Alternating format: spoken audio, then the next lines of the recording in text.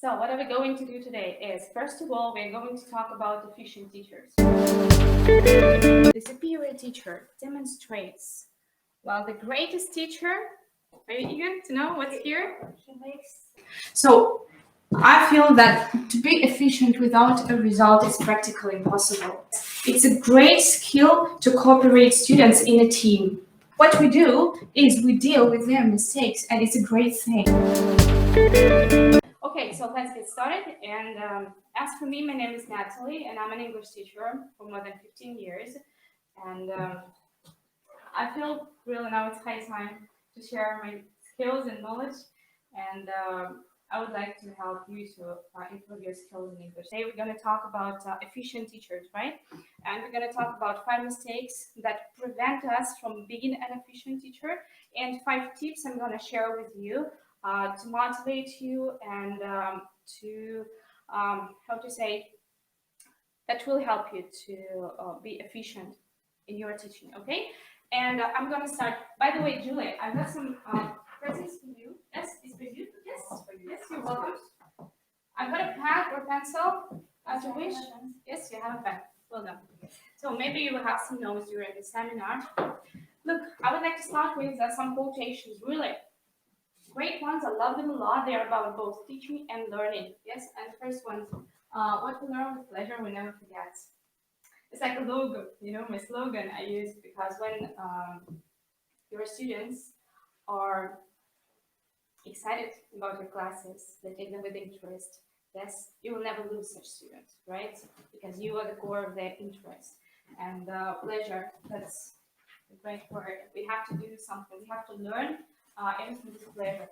And the second one is, the mediocre teacher tells, the good teacher explains, the superior teacher demonstrates, while the greatest teacher, and that's a good question for you, my dear teachers. Well, as for mediocre teacher is, like so-so teacher. It's a teacher who teaches just to teach, in a very simple way. That's why he tells, yeah? What I want you to do now, I want you to group together, not so close, yeah? As comfortable for you as possible. Use your copybooks, pencils, and try to guess, what does the greatest teacher do? Okay? I give you a minute or two, just take your time. Julie, Kate, and Kate, take it from the house.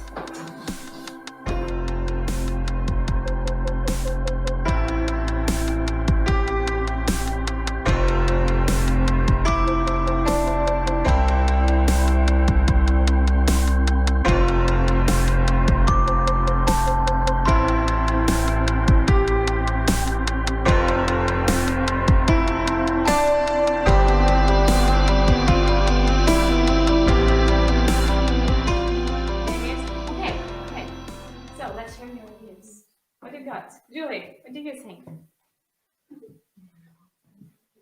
So the greatest teacher does what? Loves his profession. That's it? Involved to the process. Great. Involvement. That's a very important thing. He or she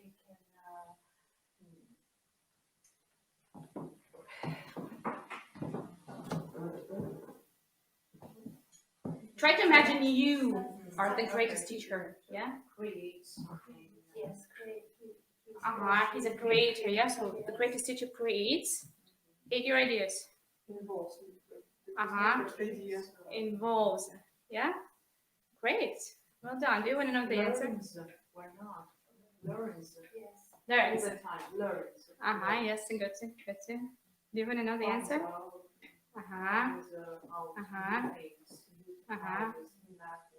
Okay. Do you want me to give you a hint? Yes. Your focus is on the teacher, right? You're trying to enumerate the features, the direction.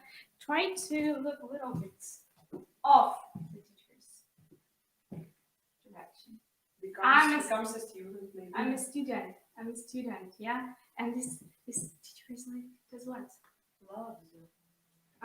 Right? raises love to. Okay, time's over. Are you eager to know what's here? He makes The last effort. maybe his or her students to love teacher. Right, yes, he motivates students. Makes to believe them. To believe in. Great. Yes. You're all round, so close. Okay. Inspires. I love that moment. This. Makes to believe. Yes. That's synonym. I told you, we're all around it. Because spinning on the tongue, exactly. The greatest teacher inspires, and I have to say that there is so much work behind this inspiration, and that's why we are here. Because just to inspire, it's not enough. We have to learn constantly. We have to raise interest. We have to raise love to our language. Doesn't matter what you teach: German, English, Russian, right? Because sometimes we teach foreigners Russian. Why not? Okay. So the thing is, an efficient teacher, this greatest teacher, half in the quotation of a famous American writer who would, it's a person who, and right now I would like you, it's gonna be individual, I don't want you to do it in a group, yes? You may take your seats and back or stay where you are if you feel comfortable with it. Please give me 5 items. A bit later we're going to combine yours and mine. Who this person is, who an efficient teacher is. I want to know that. Okay, ready? Steady? Go. All attention here. Okay, let's start with Kate. Kate, what are your 5 items? Yes, exactly. So I don't know. I'm feeling good today, being romantic. So I think that an efficient teacher is a person who creates new methods, find the best way to the students' hearts. So it's a creator. Okay. So calculates, motivates. Oh, great. Something like that. So he's a creator, Let's do it. cultivator, motivator. Creates, So operates, he's just supposed to be a good person, motivates. have a good spirit. Right. Exactly. So to share, to go through sometimes tough times, or sometimes it's being tough. Being an efficient teacher is a tough way. Yeah. Being able to come through tough times. Great. And stay strong and have a smile. Okay, very nice. So that's efficiency. Julie, what about you? What do you think about efficient teacher? 5 features. I agree with the previous. Let's put them together. That efficient teacher creates friendly atmosphere. Great. So it's a creator. Friendly atmosphere. Perfect. During the lesson, he understands the students. Needs. Psychologists. Great. So it's all about the features. Yeah, mostly we talk about the features. Kate, what about you? Efficient teacher. Who's that? Is well organized. Well done. Is able to feel a student. His possibilities. Is able to maybe explains with the easiest words. Great. The most complicated things. That's and right. Follows all the rules which he, maybe or she, himself, herself makes to follow his student. Very good items. Very nice. And of course, shows the student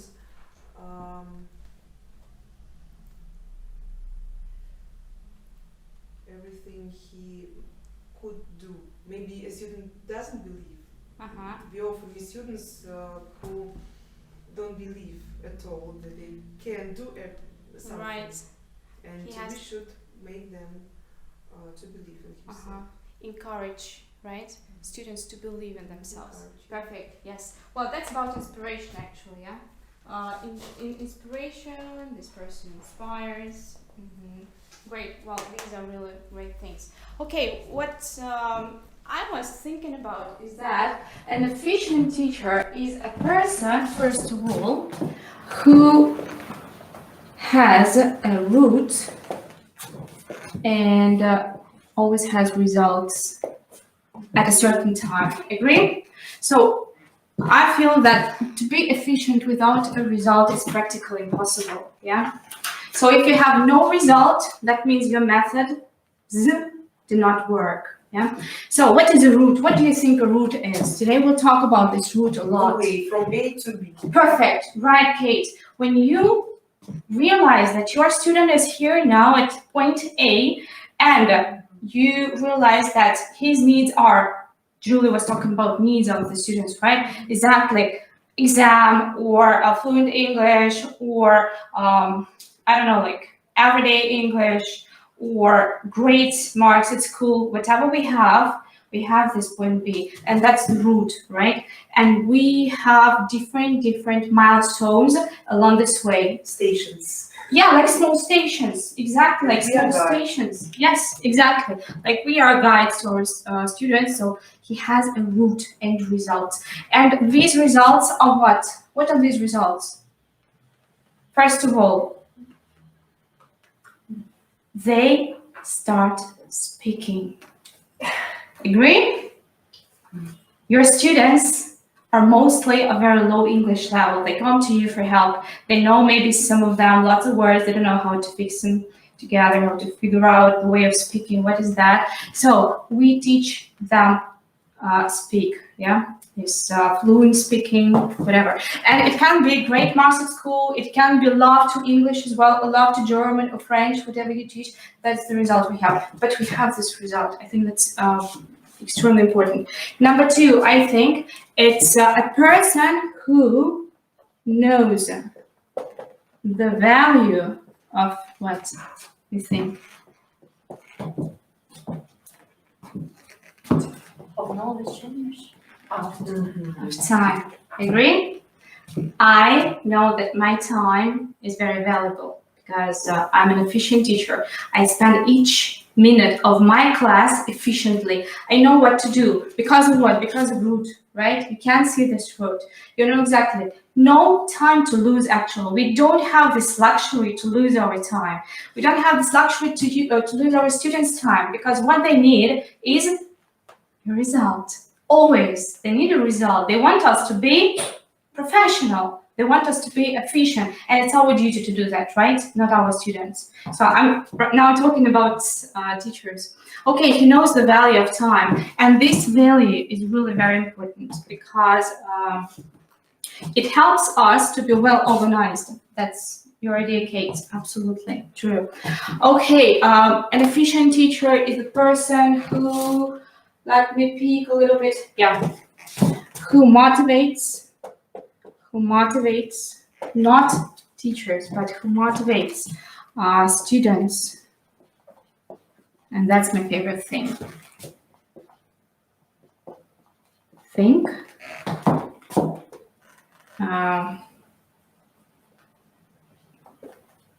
analyze, and discuss. To be able to discuss. Agree? Our students are very lazy. Like we are very lazy, and they can't think independently. And in this word think, I mean using this word, I mean they can't think independently, because when you are teaching them during the class, everything is clear, great, but they are out of the class and they can't say anything. And that happens at school mostly. Yeah, we have the system and firm frames, like a lot of methods some of our teachers use now, they are yesterday's methods. We deprive our students of tomorrow, right? Because they can't think independently. And that this flexible mentality, that's what we teach them. It doesn't matter English, French, Russian, any other languages. Yes? Analyze. This point is more about the exercises we provide them with. Yeah, it's the whole, like topic for discussion to talk about what we learn: think, analyze, and discuss. And an efficient teacher is the person who, and that's this thing, yeah, who can explain, I would say complicated, yeah, complicated things in a very simple way, yeah, in a simple way. That's an efficient teacher. Because if you're able to split a difficult task into small ones and explain it to your student, that's a great job, yeah? It's not so easy as it seems. Okay, and the last thing, well, practically the last item is all what you said, because it's all about the features of a person who is supposed to be an efficient teacher. And this person is a creator, a cooperator, yes? It's a great skill to cooperate students in a team.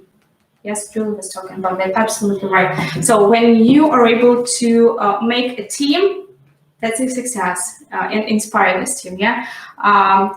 Well-organized person, he's good at explaining to us here and inspires. So what I have is, I have optimistic. It's not really great to say sad of a teacher, right? Who is not inspired by himself, who is not motivated, who is here just to teach you.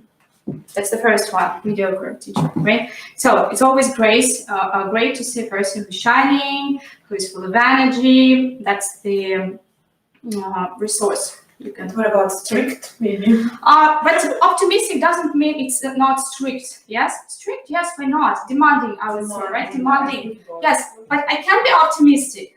But at the end of the class, I will ask you something. I'm going to be quite demanding. You know, I'm smiling, but that doesn't mean I'm okay. Optimistic. Then what?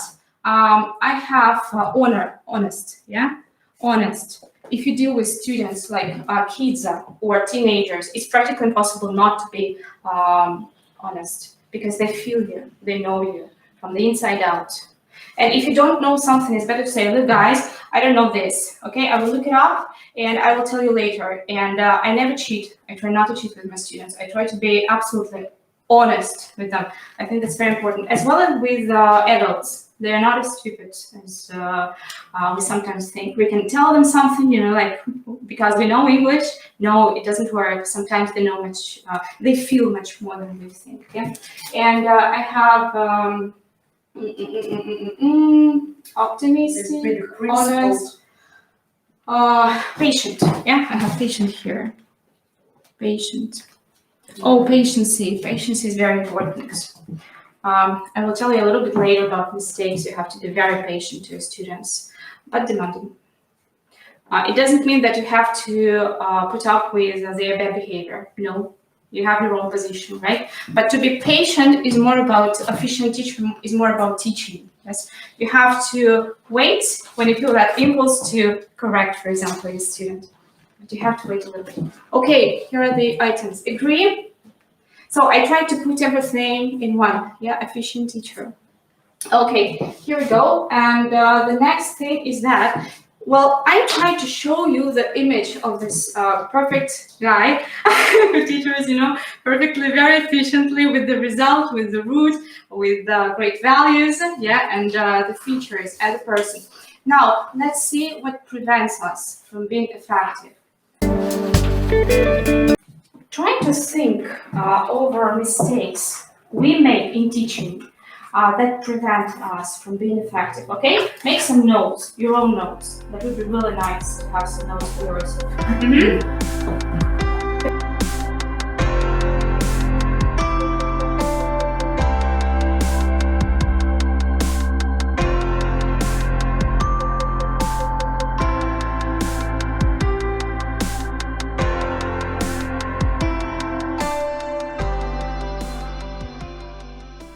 Okay, what do you think? I have only two. Right. Inflexibility while teaching. The teaching Lack of teacher flexibility. should be changeable. Should be able to change the way of the lesson while teaching child. Great. So lack of flexibility, right? When we have no offline teaching, we say internet, here we go. Some And teachers have a plan and they don't want to change this plan or Number 2, remember you have 2. Arrogance of behavior. Some teachers behave such a way. I know everything, you don't know anything. You should be silent. That's perfectionism. Yeah, when you're the best of the best. My God. Okay. Thank you. Great, Kate. I have only one that's maybe when he or she tries to focus on the very rule and explain it in not in a simple way, not to try to find the game to present the rule, but try to explain the rule. Yes. Something like that. To focus on the very rule and to go into it too deep, something. That's very, very close to what I'm going to give you. Yeah, right. I don't know how to say it in a few words. I'm just trying to explain the very situation, just like. Very good idea. Julie, what about you? So my issue is very close to the previous. It's focusing on some things, missing the other. Means spending much time to Great. grammar, for example, missing speaking or something. Yes. When we don't focus on the main idea, we're trying to distract to other ways.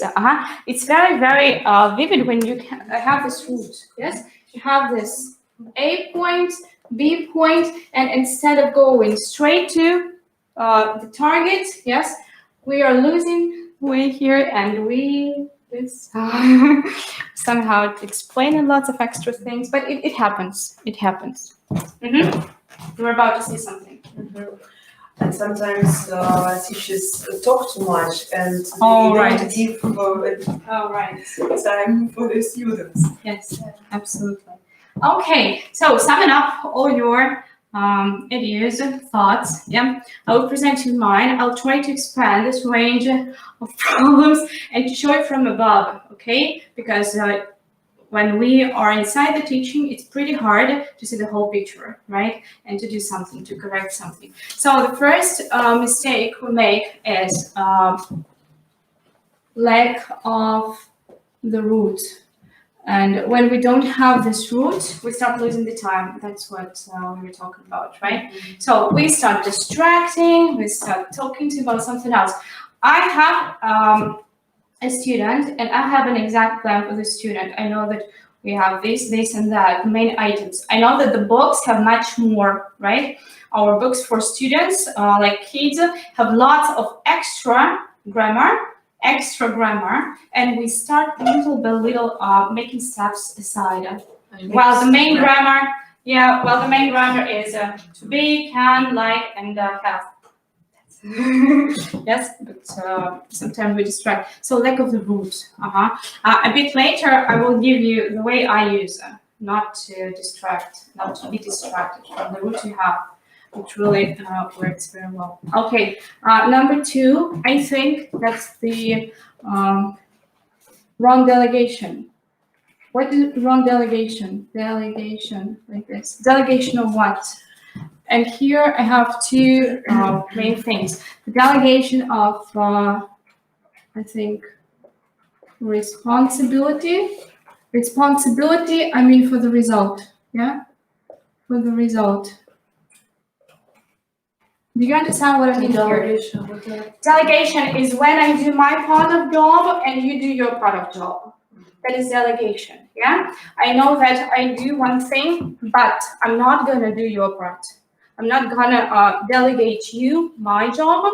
That's evident, right? Students will never explain rules to teachers.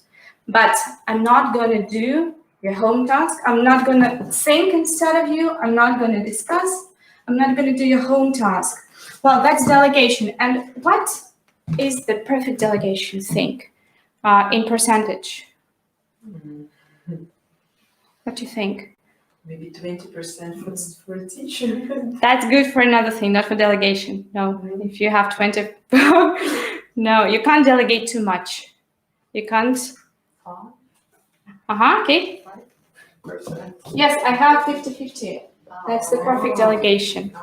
What you do your part of job, right? You explain in the best way you can. This is your part of job. You inspire, right? You create tasks. You're very attentive during the class. You create tasks. This is your job. This is your half of the way. But there is the second part, right? And this part is your students' part.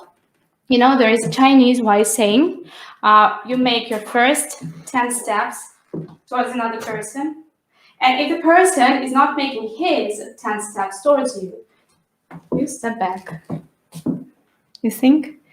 I have a student, and it's a teenager, and she's always very lazy, you know? And once everything is moving smoothly, it's okay. She does the home task and all that stuff. But once she's 100% lazy, not even 50, but 100% lazy. She doesn't do the home task. That's her duty. She's not really very enthusiastic because, well, let's say summer holidays. That's a good reason. She gives me reasons, right? But I need result. Remember? And what I do, I think it's a common situation with your kids, yeah, when they don't want to do something. I call her mom and say, look, it's not efficient. Really, I'm not going to waste my time. I know that I'm going to lose the student, yeah, but that's her responsibility. I'm not going to do her home task. I'm not going to do anything instead of her. Actually, I'm not going to learn English. And there is one more thing. During the class, she might have some progress, right? A little one. But try to compare the route. It's so important. Because at the end of this route, her mom will come up to me and say, look, Natalie, where is my result? And I'm like, oh, you know, she was doing something good, but no, never. You'd better catch this moment while it's not developed to this 100% of your job. Don't do that instead of your students, okay? So it's my philosophy, really. I know it by my own experience. 50 of yours, percentage 50 of your students, they have to do something and you motivate them. Here's the great question of motivation, because students, like kids or children and adults, they have different motivation, right? And you have to understand it as well. That's quite philosophical. Students have interests, yeah, but adults, they have their inner motivation. If you come up to the child and say, like, oh, guy, in 10 years, you'll speak English so fluently and you will be able to use it in any country, we will say, so what? He doesn't realize it. It's not a motivation for him, right? So deal with parents. Parent is a great motivation. What's up? One people. Really? Oh, great. Welcome. Okay, so that's responsibility and wrong delegation when you have this, you know, disbalance. Watch it very precisely. It's really very important because you will have to face the music at the end. Okay, number 2 is wrong delegation of, that's my favorite thing, and that's what Kate was talking about. Involvement. That's our involvement right here, yeah? Involvement. What is the percentage of involvement? 80. Yeah, that's it. Now, let's do like this. 80 and 20. 80 for who? 20 for who? 20 for a teacher. Yeah, that's it. And 80 for a student. That's the golden balance, right? So that's the student and that's the teacher. That was my mistake all the time. Linguists are really extremely talkative. We want to talk about everything, you know? And we are so open-minded and we are ready to share. And somehow we feel like if we speak English and they are looking at us, it's a good example, yeah? But if we deprive our students this opportunity to speak, we deprive them of their 50%. What shall they do? Just listen to us, yeah? It's a great skill of efficient teacher to be able to control our I would say, yes, our feelings, our desire to speak English, to demonstrate our skills. We have to demonstrate not our great English, we have to demonstrate our skills within the tasks, within our ability to be patient and observative, right? Because when we notice very important things, we can use them while teaching. That's really cool. That's very important. Okay, number 3. What is mistake number 3 I have? And number 3 is underestimation. Underestimation. Underestimation as well as overestimation. Yeah, overestimation. You know what it means? Let's do like this. Let's try to do together. Underestimation. Teacher does what? What does it lead to? If I underestimate my student, I do what?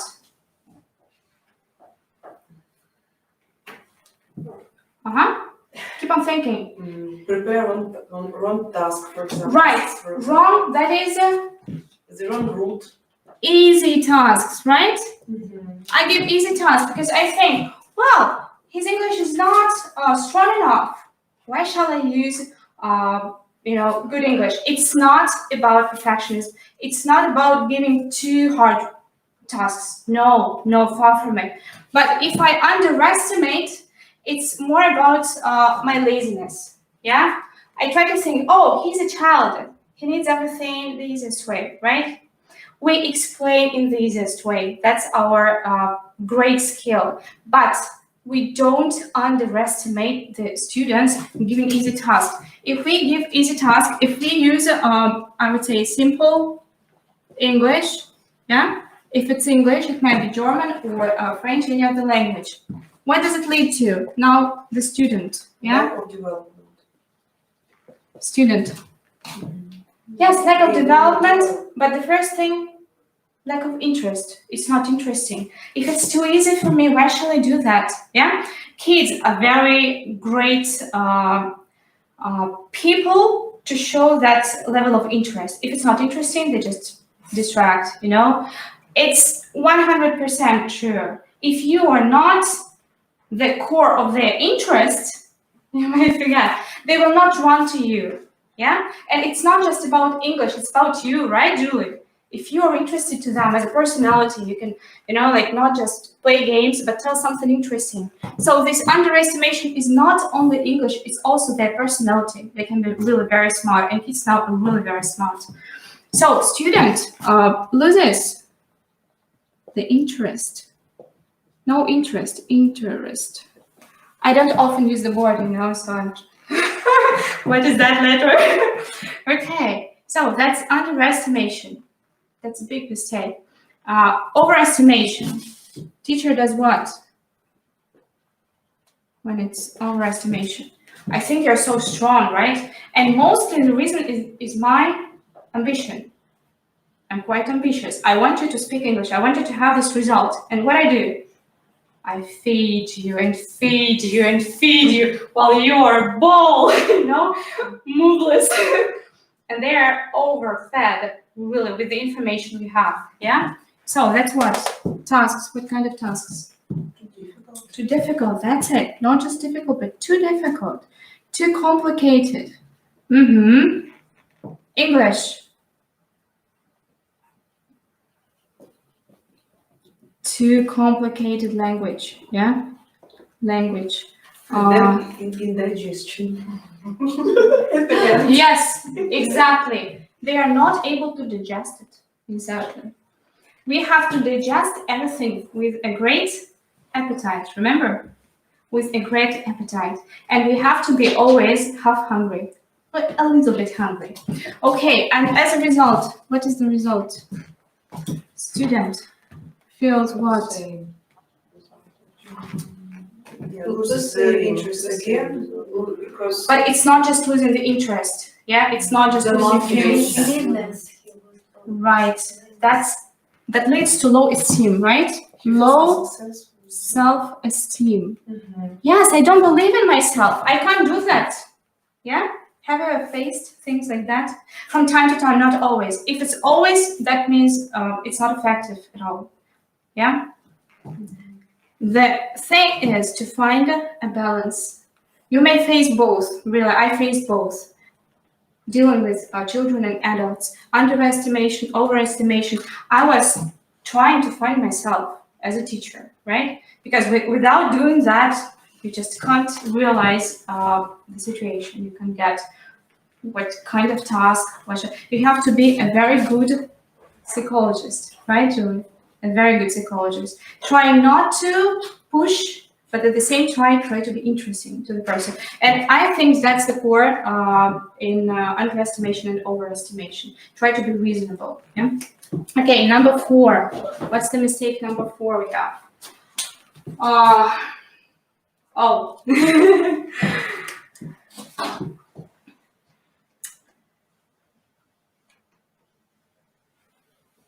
We don't see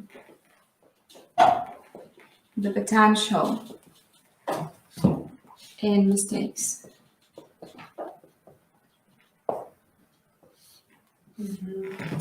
I love mistakes.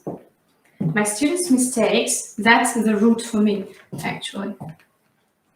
That's my humble opinion. I'm absolutely sure that based on their mistakes, I can make a route 100% directly without going round, because we have students who know something, right? And mostly what we do is we are trying to clean their English. We are not teaching them. Imagine school. How many years? 11 years. My God, 11 years. Present simple, present continuous, present perfect. The same. The next year they come to you and practically they know something, right? No need to be a lecturer all the time. No need to explain all the time. What we do is we deal with their mistakes, and it's a great thing. Because if you have an individual teacher on Skype or you're a tutor, you can be 100% efficient with this student, right? Just being observative, patient, and skilled, because you have to know how to use the mistakes. What we do? I've got, the list of teacher does, but actually it's prohibited, I would say, yeah. And something we actually have to do with the mistakes. Let's try to go here. So our students make mistakes. What is your reaction, Julie? What to do? Correct mistakes. Correct mistakes on the fly. Yeah? We start correcting. Yes. On the fly. Am I right? It's just I'm making a mistake and you are interrupting me and saying she has, not she have. Yeah? Okay, so on the fly. On the fly means immediately, right now, at the same moment. Yeah? What else? Kate, you're a student, makes a mistake. I never correct mistakes on the fly. I mean, What to do? I just, because if you do these things, it means that next time he or she, your student, yeah, he's gonna say like, oh, I can't do it. So, I'm so stupid. I'm so useless. So it's again about low self-esteem. So when I do it, I just make it in my mind. Take it, put a tick in my mind, and I'm like, I prepare something to correct these mistakes next time, and kind of exercise with it, kind of a game. So the students is not going to understand that was his mistake. Yes, if you correct, it's annoying, right? It's very annoying to students, because if you do it all the time, they have this, feeling that you will do that all the time. When he's not right, you will always correct him. Yeah, it's really very annoying, and not very efficient, really. You do what? He's going to be afraid of speaking. Afraid of, yes, Afraid of speaking. has this block. Kate, what you do when you I are... usually ask them, and why? Uh-huh. German grammar is very, very difficult. I usually ask, and why? Zum Beispiel eine oder einem, Uh-huh. und You pretend to be like and the student not very usually smart in this. answers, interesting. And he or she will Make him think of, Okay, now try to imagine your student has a monologue that's about 3-4 minutes. I will write, no Uh-huh. notice, and then ask. Great, great. So what you do, you're a patient, first of all. You try to wait, right? Try not to correct them on the fly. It can be, I know Julie, I understand what Julie means, because sometimes when you deal with children, they are much more active than students, yeah, and you have one, practically we can do that from time to time. It's not like a rule, yeah, that you do it all the time. If you do it all the time, you're just annoying factor for your students, right? It's absolutely wrong. From time to time, maybe it's not a prohibition, it's not something you can't do at all. Yes, it's our first impulse. That's what we want to do. Yes, we want to correct them. But what is more efficient? Wait, be patient, then do what? Analyze. You start analyzing, yeah? And if you explain present simple, you do realize that the main mistakes are lack of S and, maybe the, we call them adjectives of frequency. Yeah, we mix them up with continuous, things like that. So we have common mistakes in each way. You analyze what kind of mistakes. You do what? You do the task. Always. You have sentences with mistakes for your students to correct. Yes? What does it give to your students? It gives them time to think, to analyze, and to maybe discuss it with you, if they have questions. Because when you give them such tasks, you create this ability to think independently, and they can, while analyzing, correct themselves. My students, while talking, they understand that they are making a mistake, right now, and they stop, they wait a little bit, and then they give me another word, the correct one. I also have some life hacks I will tell you a little bit later, yeah? Some very cool things about mistakes for kids, especially for kids, what I do. So that's the habit, that's a cool habit, to the ability to see their own mistakes, right? And to correct it. So that's what your task helps doing. Ability to correct themselves. Why? Because what they know here and what they do here are two different things. Absolutely. You can explain them 500 times that we use as, we use as, we use as. Practically, if they don't say it 300 times, exactly as you spend on explaining, it's just in vain. Yeah? They have to say he has, he has, he has, she has, she has. So yes, and again, speaking, it's all here. You see? It all comes from here. Okay, I will clean the upper part of it because I have one more. Oh, the last one. Oh, look, really. It's not worth cleaning. The last mistake is, it's far from methodology. It's far from our features, teaching our tricks and all that stuff. It's about Personality. kind of, yeah. That is number 5. It's more about teachers. Oh, it's here. Lack of self-confidence. Yeah, it is about personality. It's about us. It's absolutely about us. When we're losing our confidence, we can't teach them because they are smarter. Can be sometimes. They will tell you whatever. They will find any reasons for you, If you're not confident, if you can't just stand by, you have your own way of thinking. You have your own, reasons. and you have to be quite, like confident while explaining something, telling something. And sometimes lack of confidence leads to what? Unconfident students. Unconfident students, but if your students are confident, now students are very confident, extremely confident.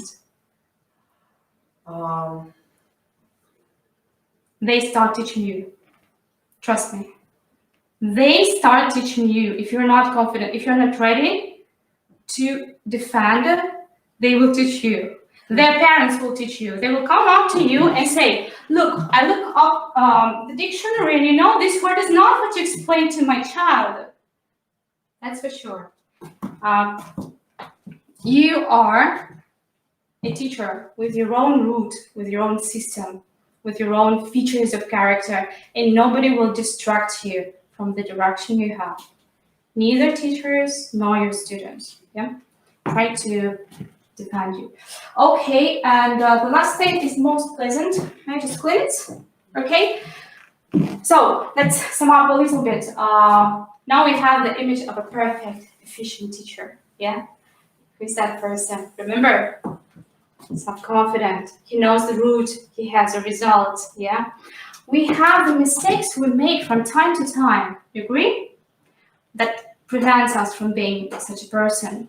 But it's quite easy to change because since you focus on that, no mistakes, and you're quite efficient in it.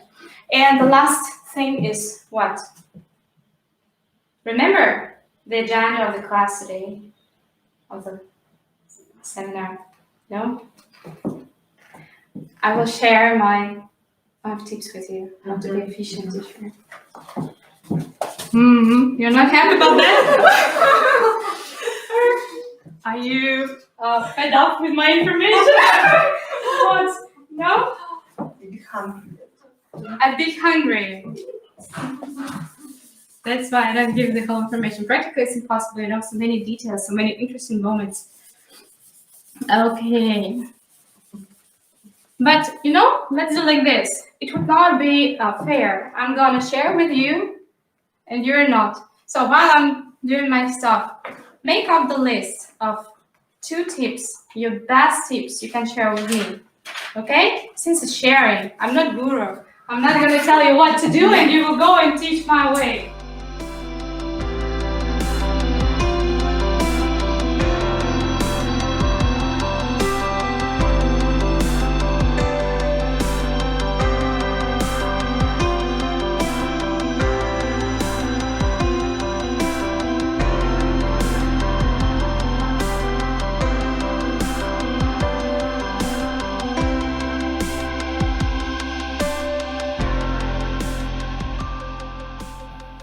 Time is up.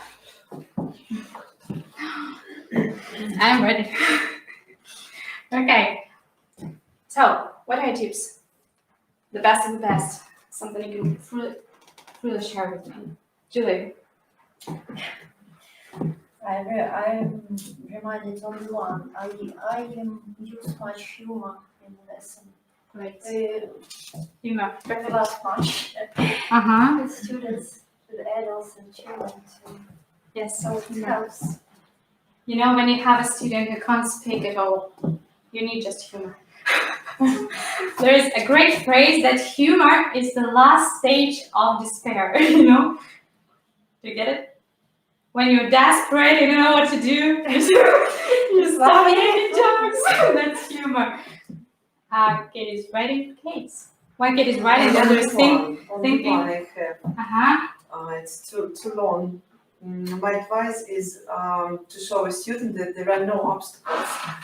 There is no task too difficult for a student. And, they only seem to be difficult, but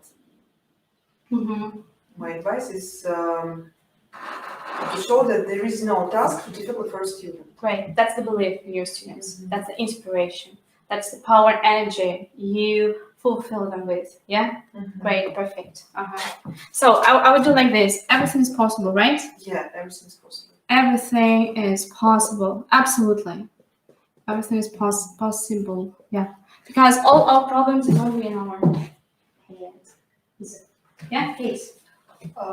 So I think that the most important things about explaining, Mm-hmm. I mean, when you explain something, even not simple things, when you talk about not simple things, but you have to use very simple words, very simple way of explaining. I mean, the very explaining, but grammatically correct, especially when you work with kids or A-level students.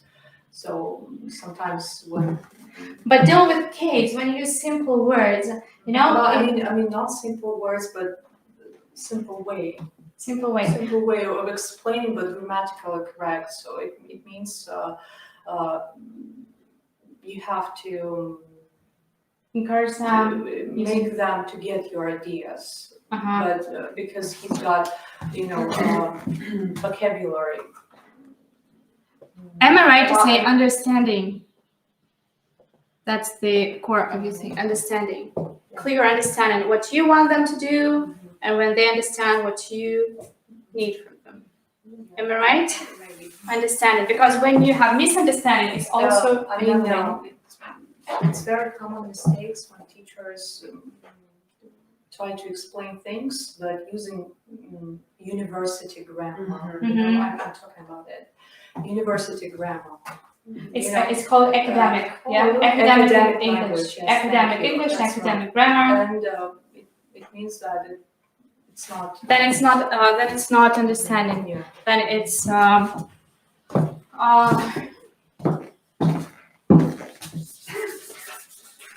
are changing your idea all the time, and I'm trying to chase it. I'm sorry. Okay. It's like I would say up to date English. If you mean not academic, and simple up to date English, something they can understand easily and digest with appetite. Yeah, because my students, like small ones, kids, they know. Bless you. They know how to say, here you are, you're welcome. Practically, it's not the most difficult grammar, yeah, but it's something really very, very spoken. No, maybe when you explain some grammar rules, when you talk about things, like, this auxiliary verb. Auxiliary verb, that's a tiger. An awful animal for most of the students. So it means that it's not effective in the. I can argue with you. As students of second and third grades, the new words like singular, the new words like plural, the new words like noun, I think that's the must when they know the basic terms. That's important because I avoid such terms. I avoid. Well, auxiliary verbs, that's the only exception I can hear. I hate it. This on the word auxiliary makes me feel twinkling, Yeah, but they have to know noun, verb. For example. Absolutely, yes, because word formation is all about verbs. Is about forms of the word. Yeah, if it's an adjective or noun or verb, how we deal with them during the class, always shuffling them and motivating them. Give us this or that one. Yeah. Anyway, it's not even up to date. I don't know. Okay, what is your tip? I'm actually frustrated. Okay. So it's very, very close to my first habit. Why do I try to avoid the verb tip? Tip is something you can use or something you may not use. I prefer to say habits. What habits? That's important. What is a habit?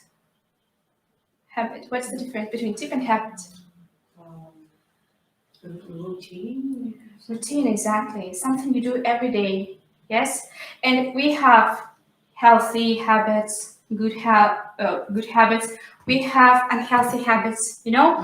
Everywhere in life, in food, in our everyday routine, we have something efficient again that makes us do great things and achieve great results. And little by little, we do something really not very efficient, not very effective, and these are habits. And as a teacher, if you have such of the habits, I will try to explain you, you will notice day after day that this small habit will lead to a great result, okay? Something you will do. But we are also lazy, like our students, and we have to, like kick sometimes ourselves. Please do that. Okay, at least I want to give you the list so we can have a look at it. Number one is that language involvement. Language involvement. What is that language involvement? What is that? That was Kate talking about. Very, very close to it.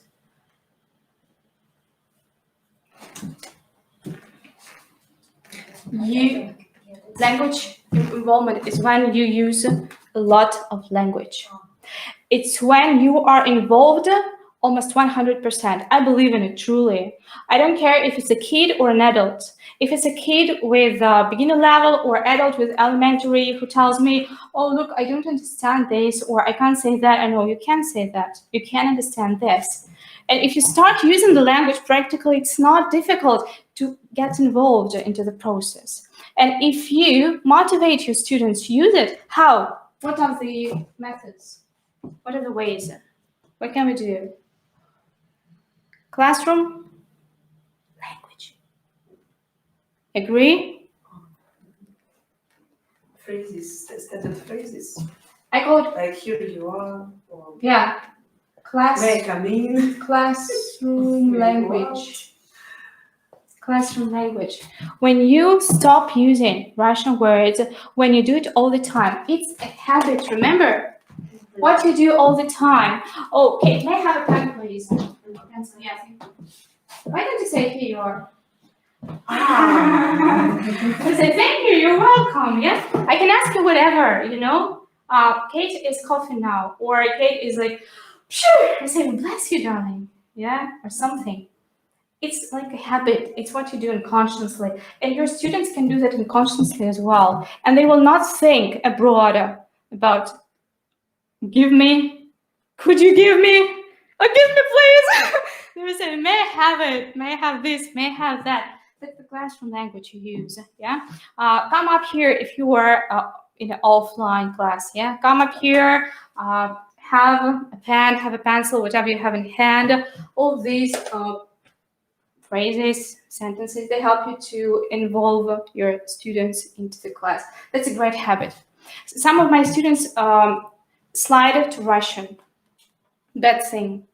Don't appreciate that. Just give them the idea of using English all the time. They can explain it. And it comes from you as well. If you slide to Russian, they will do the same. Exactly, because you're a great example for them. And they say, you can do that. I can do that as well. Okay, number 2 is start using agenda. What is agenda? I ignored it for a long time, but now I realize it's a great thing. What is agenda? It's a plan of a class, exactly. Simply, it's a plan of a class, yeah? Plan of a class.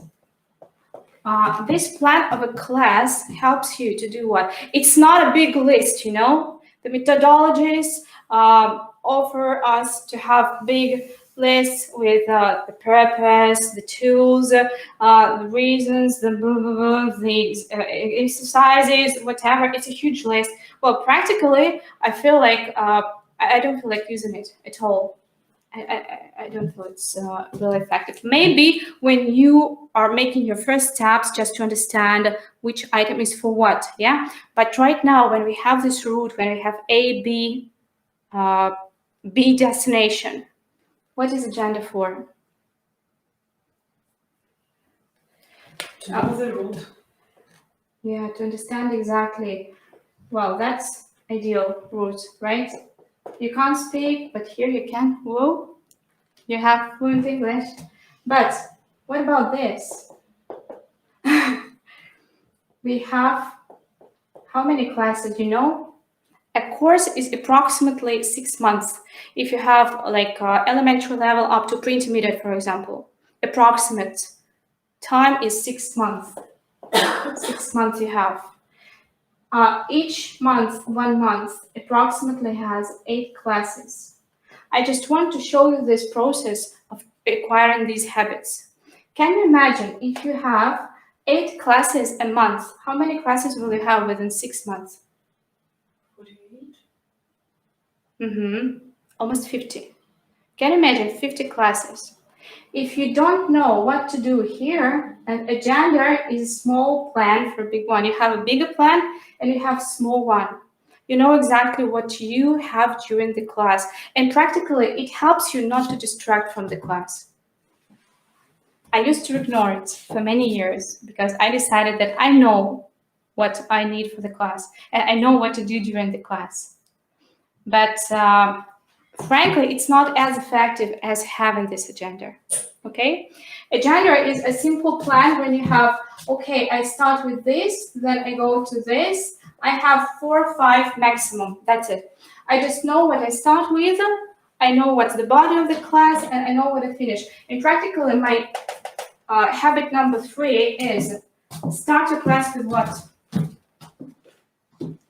So I forgot to put it down here. Agenda is your direction, right? It's a plan. It's a kind of direction during the class and on the whole route, yeah? It's very important to have this direction. If you lose it, no efficiency. You're just a dancer. Cha-cha-cha dancer. Okay, number 3. Start your class with what? Revision. Start your classes with, it's my habit, my advice, I'm sharing. It doesn't mean that you have to do that for sure, but it helps me a lot. Any class I start, I know what to do. Really, absolutely. I'm not frustrated. I know exactly what I want to do, and I know exactly what I need from a student. What is here? Pronunciation. Phonetics. Perfect. That's it. You always start with phonetics. Why? Why phonetics? Because you are going to speak all the whole lesson. And that's very it. Important. That's it. You came here using what language? And Kate was the first who told me Russian. Natalie, Russian, please, Russian, because it's comfortable, right? It's comfortable for you to use Russian. It's comfortable for them to use Russian during the classes. And they grab Russian to your English classes, but you have a plan, you have a route, and you must have results. And before you start explaining grammar, start talking, you do what? Practical phonetics tunes them to English. What can I use here?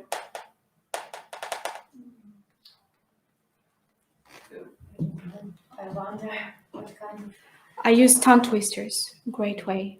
I use phonetical drills. I've got a system for children. If you're interested, I've got the system of my students, all of them, even small ones, but school guys, yeah? They know transcription very well. They can read transcription. That's first and foremost. And phonetics basically is great fun. Because when they come to the class, well, I usually provide them with tongue twister. Hickory dickory dock, the mouse ran up the clock struck 1, the mouse ran down, hickory dickory dock, yes? But I motivate them speak and I motivate them not being lazy, because that's the work. That's where we start working, you know? Their sounds are no longer Russian.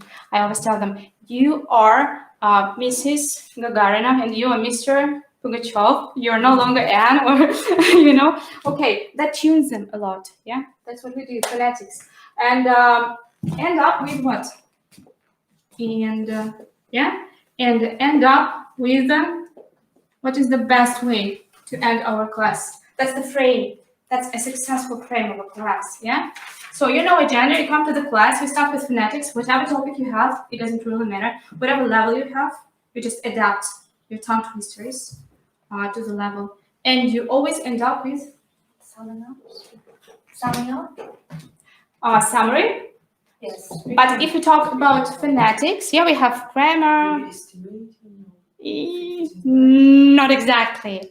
Think wider, from above. What shall we do at the end of the class? Always, all the time.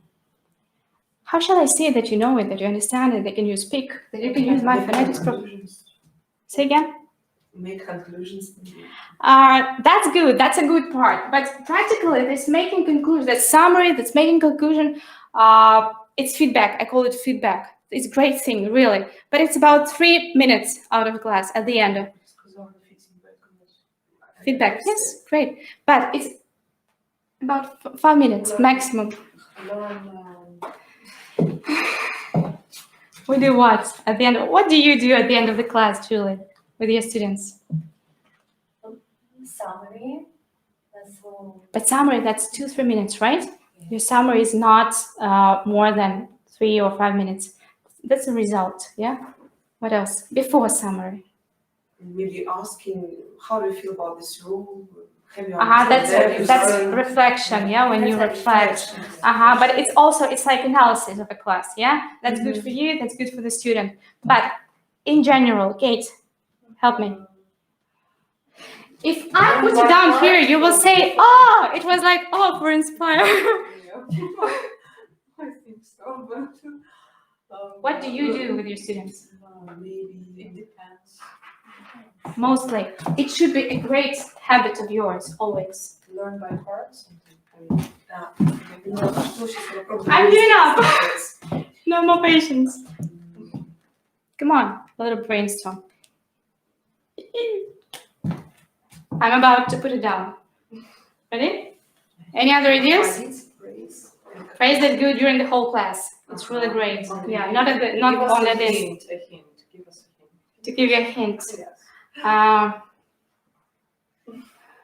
It's not a hint, it's the answer. Maybe plans for the Plans future. for the future, yes. Result.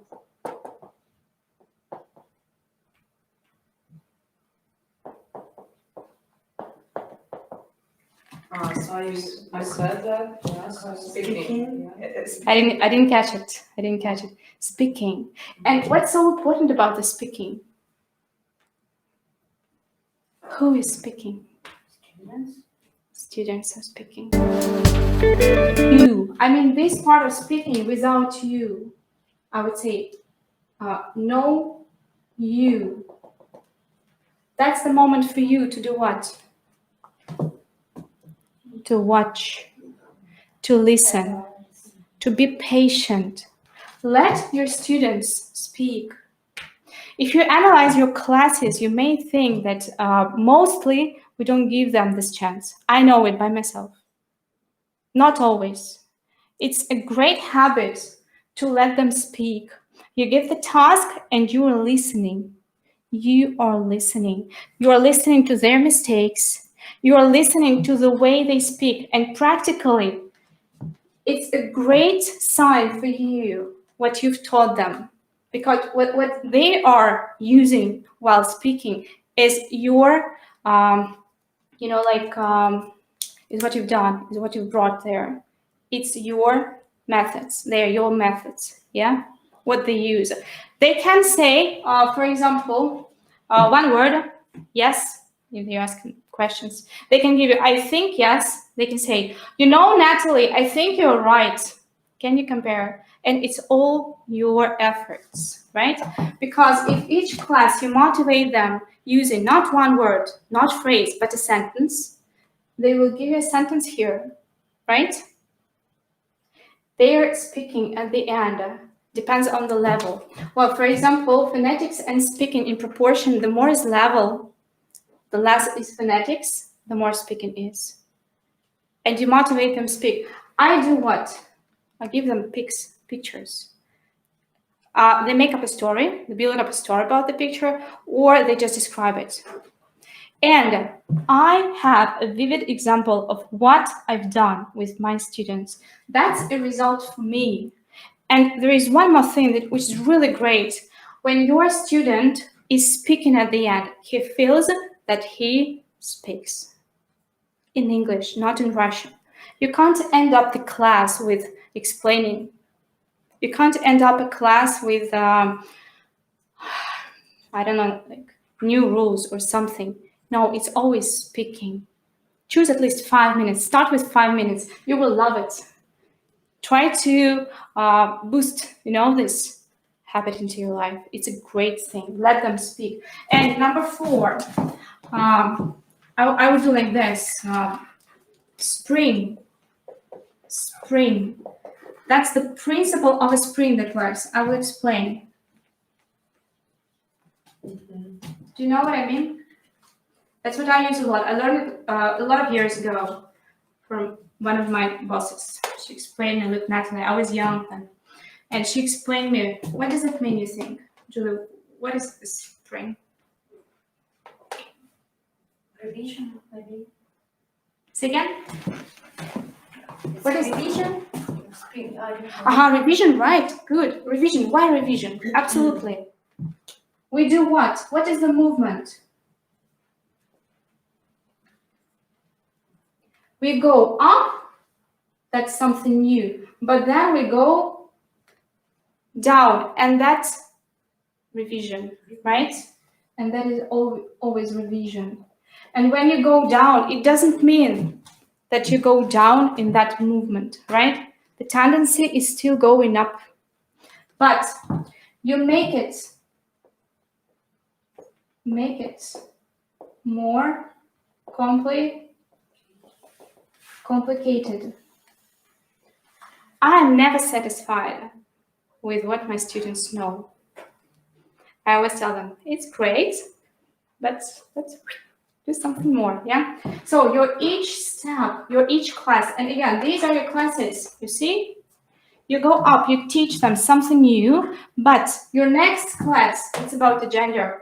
You know, I try to link it all together. It's always about the previous class. And when I open my copybook and start getting ready for the class, I know exactly that I will start with phonetics, then I will have this revision part from the previous class.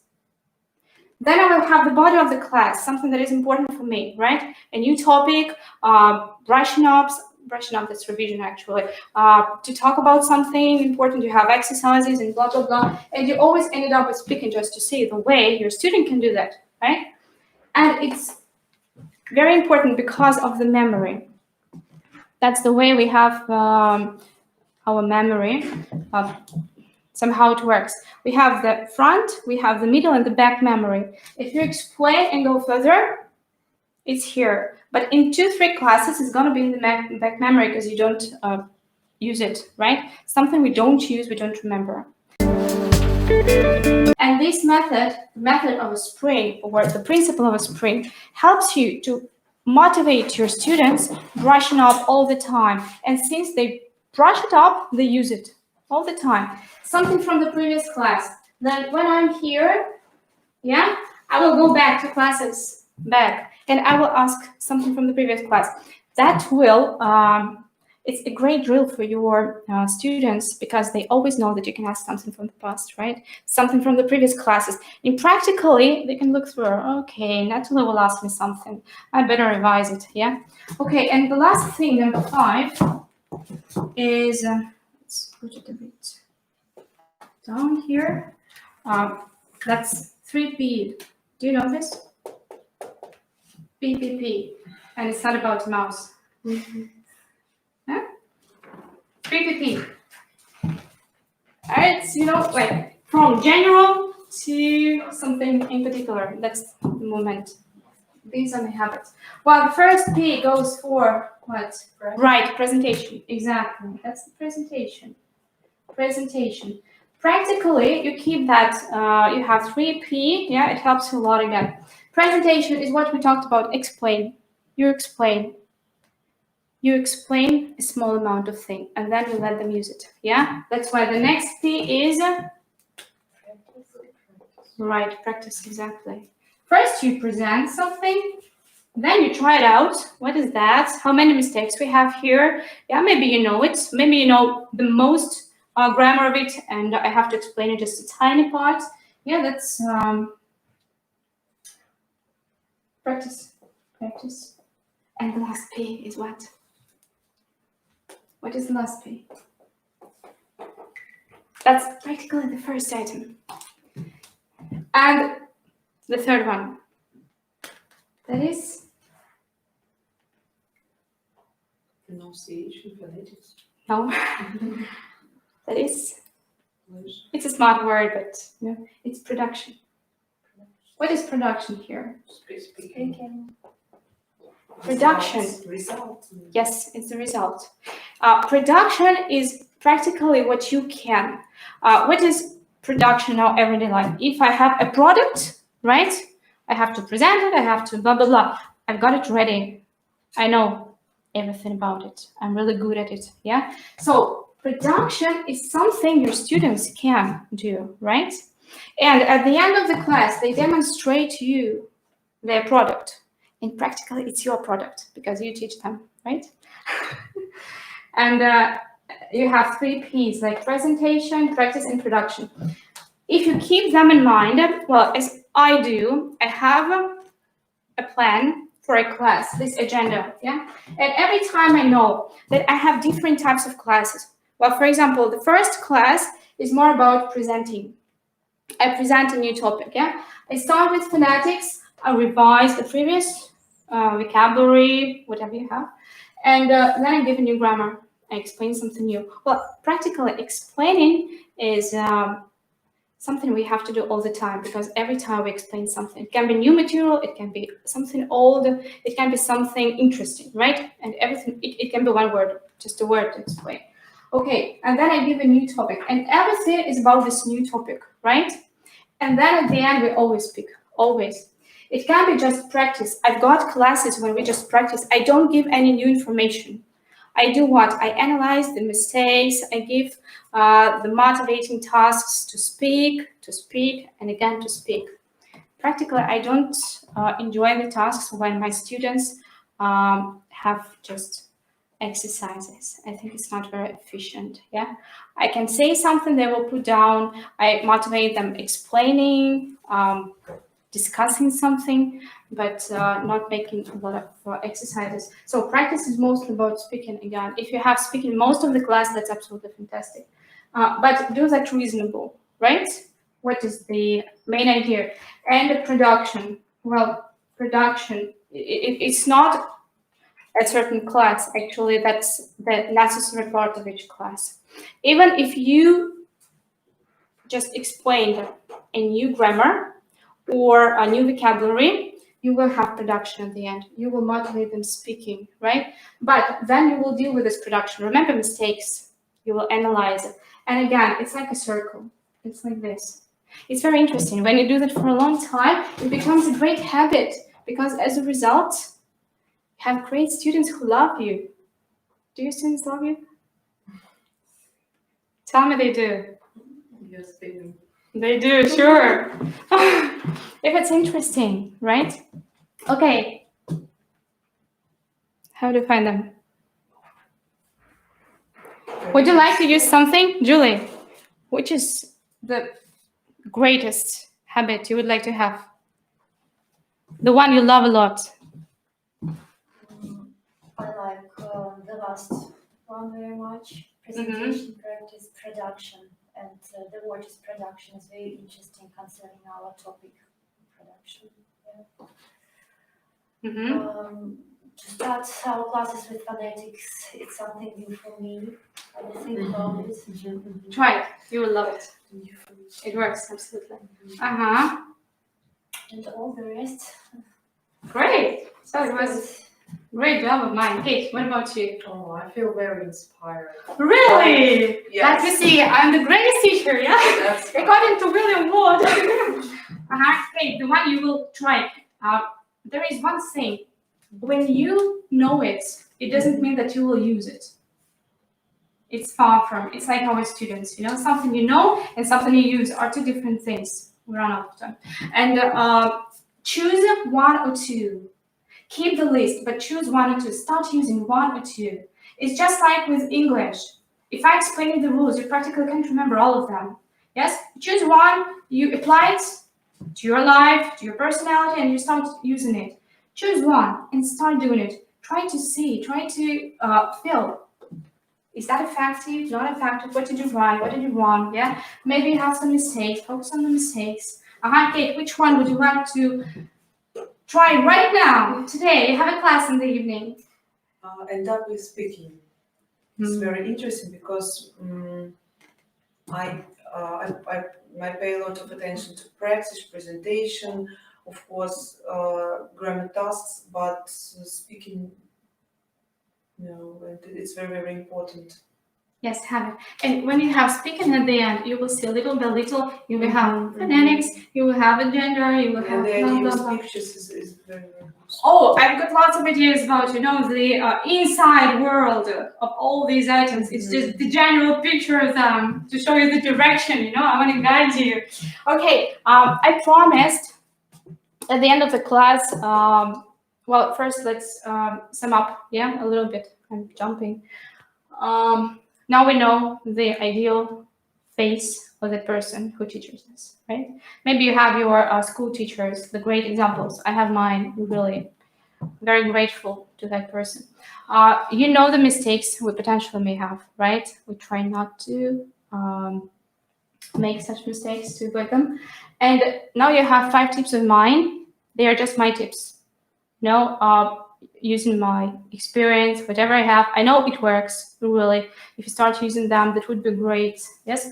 And the last part of our seminar, I would like to devote to you because I promised to answer some of your questions if you have while dealing with your students. Maybe some tough moments you don't know how to figure out, or maybe you're losing the inspiration or something, So if you have some, I can answer right now if it's possible, or I will make a plan for the next seminar and will devote the whole time to this problem. I will go deeper, with examples, with my, I don't know how to say it, with my tasks, maybe I will share, yeah? Okay, are there any situations you can share with me? Tough situations. You talked about a student who was very lazy, and you decided to leave the student, to reject. But is it the only way to lose this problem? I tried it to use this problem not once, and that's the last drop of mine, because I was doing that and I was watching the situation with a student for a long time. If I don't see the progress and if I don't get the result, I lose interest. And it's not my duty to raise this interest. I do my best, and the parent knows that, her mom knows that very well. So she knows I do my best, trying to entertain during the class, to provide with all great materials and everything up to date, great grammar, not academic at all. A lot of speaking. But again, I'm not going to do that part of job. So I observed for a long time, and that's the result I have. Maybe they will come back. But sometimes lazy students are very, very smart and there is progress, but they don't do any homework, they don't learn any words. If they do what you want them to do during the class, and if they catch up with the program, it's okay.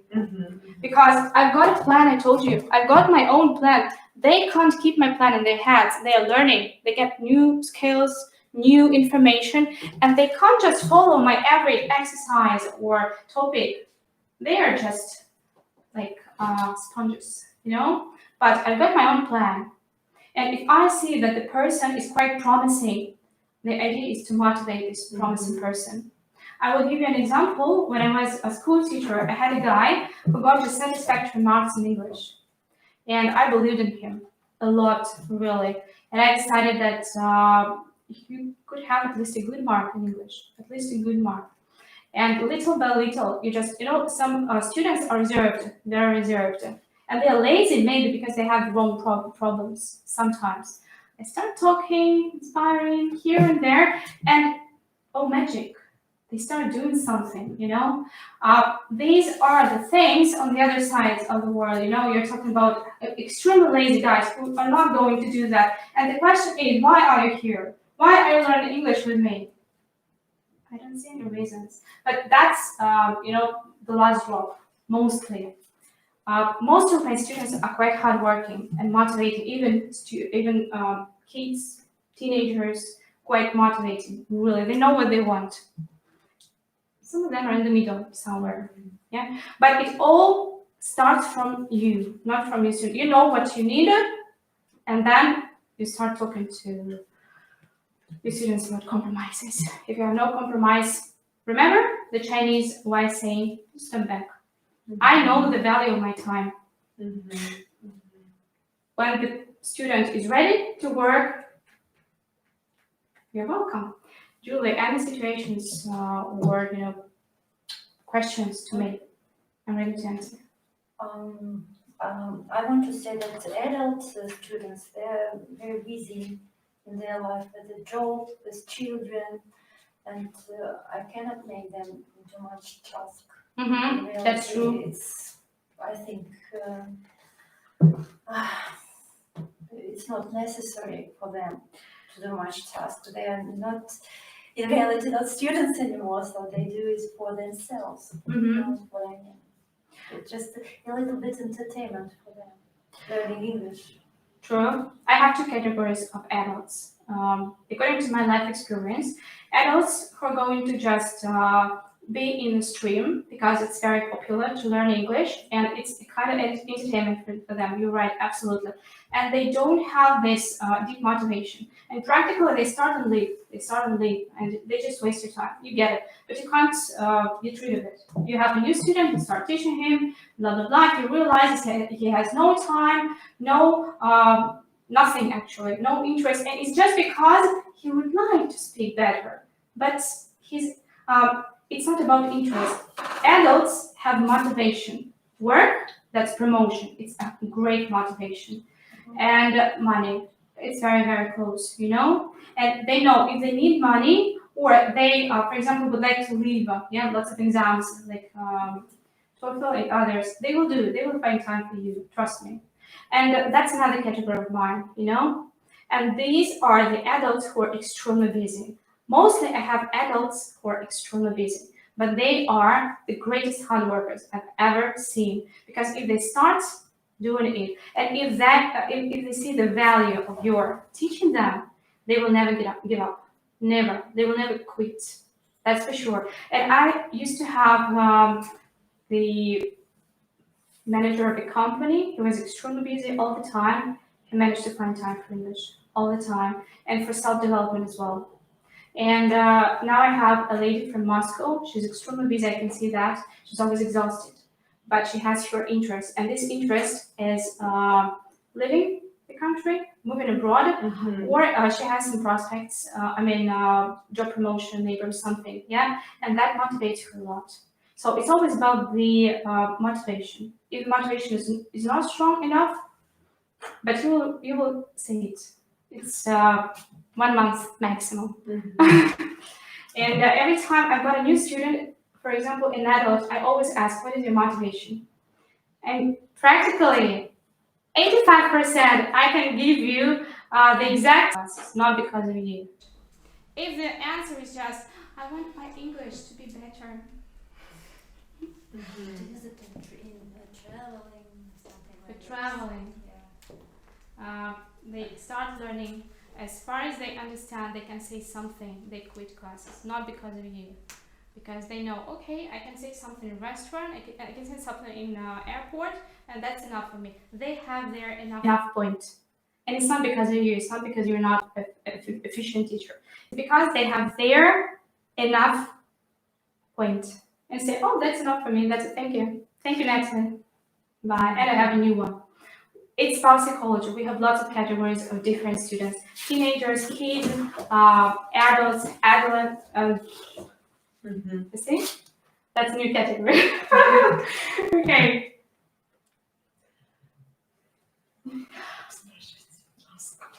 Let me ask you, what would you like to talk about detailed?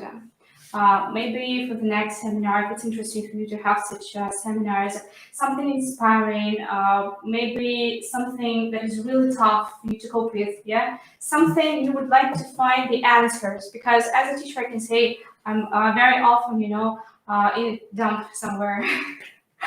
I'm losing my everything, my interest, everything, and somewhere there I'm looking for inspiration to watch somebody, to talk to somebody, and it really helps when I have an opportunity to find the society or a person, you know, who can inspire me, who can help me with experience, with, you know, it can be a course, seminar, a person, a new student can inspire me a lot, really, and have a new level for me. So, think about it.